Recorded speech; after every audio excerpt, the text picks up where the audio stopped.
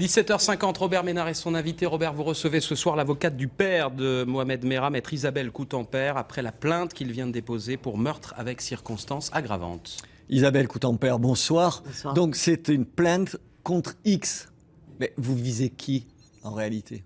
Écoutez, je ne veux pas dévoiler ce qui est réservé à la justice. Et ça veut dire Plainte quoi contre X, les plaintes sont toujours contre X, puisque c'est au système judiciaire de déterminer les complicités, les auteurs, etc. C'est les policiers du RAID, c'est les écoutez, chefs de la police. Les gens visés, c'est ceux qui donnent les ordres. Visés, dans le sens où il y a des gens qui sont responsables, ils donnent des ordres et ils ordonnent l'exécution de certains actes. En l'occurrence, Zahia Mokhtari, l'avocat du père de M. Mohamed Merah, et l'avocat directement. Je suis sa correspondante en France. Et nous avons donc dénoncé dans cette plainte les conditions dans lesquelles M. Mohamed Merah a été exécuté. A été abattu. Enfin, attendez, les policiers faisaient que se défendre quand même. Il était armé face à eux. Oui, vous avez un type tout seul qui est enfermé et vous avez 300 ou 400 policiers de services extrêmement spécialisés pour les situations de crise les plus difficiles. De toute façon, c'est quand même pas à armes égales. Alors, la légitime défense, ça, c'est pas possible. Il avait quelques heures avant blessé déjà 2 policiers du RAID. Je pense que dans la tête des policiers, il y avait ça quand même, vous pouvez le comprendre. Oui, mais enfin, j'imagine qu'il y a des techniques pour endormir les gens aussi. Bon, écoutez, de toute façon, moi, je n'y étais pas. Simplement, Zahia Mokhtari donc, a fourni un certain nombre d'éléments qui étaient parvenus au père de M. Mohamed Merah, et qui étaient des éléments transmis par Mohamed Merah via un iPhone ou quelque chose comme ça, qui sont des enregistrements pendant qu'il est captif dans l'appartement, et des enregistrements de conversation avec apparemment des officiers des services de renseignement. C'est cette vidéo de 20 minutes à laquelle elle a fait allusion, c'est ça? Il y a 2 vidéos, une de 15 minutes et une de 20 minutes. Qui sont différentes ou identiques? Non, c'est... Deux moments différents. 2 moments différents. Vous les avez vus? Je réserve cela pour les suites de la procédure. J'imagine pas un instant que vous soyez embarqué dans cette affaire sans les avoir vus. Je confirme que c'est ce qui s'est passé, à savoir les enregistrements qui ont été transmis sont complètement authentiques et que le contenu qui a été transcrit est authentique, d'autant plus qu'aujourd'hui en Algérie, un journal algérien avec lequel je n'ai strictement, moi, personnellement, aucun contact, a publié l'essentiel de ces... C'est des vidéos, quand vous les avez vues, elles étaient en français ou en arabe? Non, non, c'est des échanges en français. En français, donc vous avez pu entendre, et ça vous a convaincu du fait qu'il aurait été, pour reprendre votre mot, exécuté? Exécuté et manipulé depuis très longtemps, et manipulé, je ne sais pas, mais en tout cas, en relation très étroite avec les services de renseignement. Il dit qu'ils l'ont envoyé dans une série de pays arabes, et qu'il dit à plusieurs reprises pourquoi est-ce que vous me tuez? Vous savez que je suis innocent.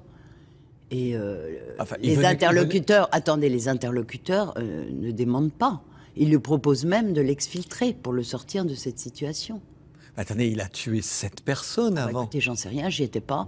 Je suis il pas l'a chargée. reconnu lui-même? Non, je sais pas, j'ai pas vu ça, moi. J'ai pas d'éléments là-dessus. Il a revendiqué le fait d'avoir tué 7 personnes. Je dont ne 3 suis enfants. pas magistrat, je suis avocat. J'interviens comme correspondante de l'avocat algérienne pour saisir l'État français, on va dire d'une certaine manière, parce que c'est quand même plus ou moins une affaire d'État, ne serait-ce que par l'endossement qu'a fait le chef de l'État de l'époque et son ministre de l'Intérieur de ce siège, qui est la phase finale, on va dire, de l'affaire Merah. Parce que là, vous venez de me dire quelque chose qui est intéressant. Certains ont dit qu'il avait été retourné par les services français, que c'était une taupe. C'est ce qui confirme dans les enregistrements que vous avez entendus? Si vous employez le terme retourné, ça voudrait dire qu'il aurait été récupéré dans une activité militante loyale avant. Je crois que c'est même pas ça. C'est un type qui est... c'est une opinion que j'ai, hein, parce que j'étais pas avec lui, je suis pas témoin de sa vie. Vous avez entendu quelque chose que personne n'a entendu. Mais simplement, c'est quelqu'un qui parle avec des interlocuteurs qui sont visiblement pas des gens du RAID, qui sont des gens des services. Et il dénonce leur trahison. Les types le répondent, lui disent on va te tirer de là. En gros, on sait que tu y es pour rien, mais sors, rends-toi. Et il refuse. Et il refuse parce qu'il n'a pas confiance. Il demande à ce que la presse vienne. Les types disent oui, on va t'envoyer des journalistes. Et en fait, lui, il comprend que ce ne sont pas des journalistes, mais ce sont des policiers, parce qu'il a demandé à ce qu'ils viennent pas couverts, on va dire. Et voilà. Et ça se termine, il est très blessé à ce moment-là, il perd tout son sang. Bon. C'est-à-dire que l'enregistrement que vous avez, c'est après qu'il ait été déjà blessé? Oui, il est déjà blessé, il saigne. Et il a l'épaule gauche qui est gravement blessée. Oui. Et comment ça se termine? Savoir. Ben, ça se termine par l'extinction de l'enregistrement. Bon. Ces derniers mots, c'est quoi? Les derniers mots, c'est il y a un cher de Toulouse, je pense, qui vient pour discuter avec lui dire rends-toi. Et on ne sait plus ce qui se passe après parce que ça s'éteint. Vous avez porté plainte pour meurtre contre X avec circonstances aggravantes. Ça peut impliquer qu'il y a eu préméditation, c'est ça que vous voulez dire? Ça peut être soit préméditation, soit en bande organisée. Oui. Dans votre esprit, c'est quoi? Je ne sais pas. C'est pour ça que il faut poser les deux questions. Vous n'excluez pas qu'il y ait eu préméditation? C'est-à-dire la préméditation, c'est en fait, vous avez toute une opération clandestine, on va dire, apparemment de services de renseignement, je ne sais pas lesquels, pendant un certain temps, qui tourne mal pour des raisons que j'ignore. Est-ce que Mohamed Merah est le type qui a en scooter, est-ce que c'est celui qu'on présente, le tueur en scooter, ou pas? Ah, vous n'en êtes même pas persuadé? Écoutez, moi je ne sais pas, j'ai juste vu dans le journal du dimanche dernier, qu'ils ont publié un extrait de l'audition de M. Ziad Tarouche, le représentant d'Al Jazeera, qui parle d'un type qui parle uniquement en arabe. On voit pas le personnage lui-même, on le voit pas, c'est ce que j'ai compris, et qui parle uniquement en arabe. Et c'est pas Mohamed Merah n'était pas, d'après ce que dit sa famille, arabophone. Enfin, il pouvait parler un tout petit peu, mais il parlait pas vraiment l'arabe. Il y a des questions. Il y a une telle propagande de tous les côtés dans cette affaire qu'on a l'impression qu'on veut mettre un écran de fumée de tous les côtés. Mais je dis une chose, moi, ce que je demande, c'est que si c'est une affaire d'État, épouvantable, parce que il y a un respect. Attendez, maître. Mais justement, il y a eu 7 morts, dont 3 enfants. Le premier des devoirs de la justice, c'est de chercher la vérité pour les victimes et pour les familles. Il a dit lui-même qu'il voulait mourir les armes à la main. Non, c'est pas dans les enregistrements qu'on a.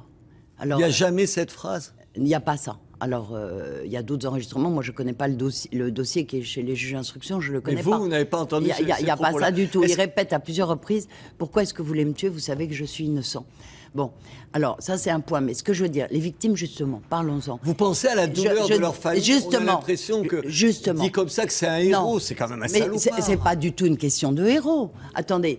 C'est une question que, justement, le premier des respects à l'égard de ces victimes, et ce qui est arrivé est épouvantable, et à leur famille, c'est que vraiment, on cherche ce qui s'est passé, et qu'on le dise, et qu'on ne fasse pas des écrans de fumée en prétendant, par exemple, qu'il tirait dans tous les sens et qu'il n'y avait pas d'autre choix que de le tuer. Mais ça, je pense, qui est déjà très connu.